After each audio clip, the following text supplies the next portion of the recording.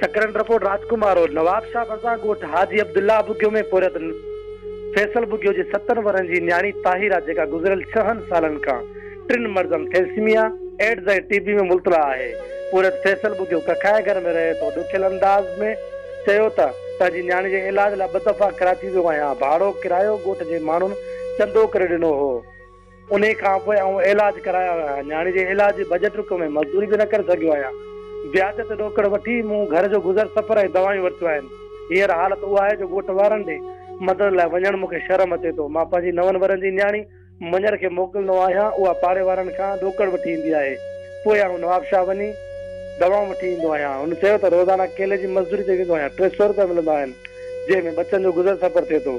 हुन ॾुखियल लहजे में चयो त सेठ लेलू व्याज जा पैसा वापसि करण लाइ रोज़ानो न्यापो मोकिले पियो।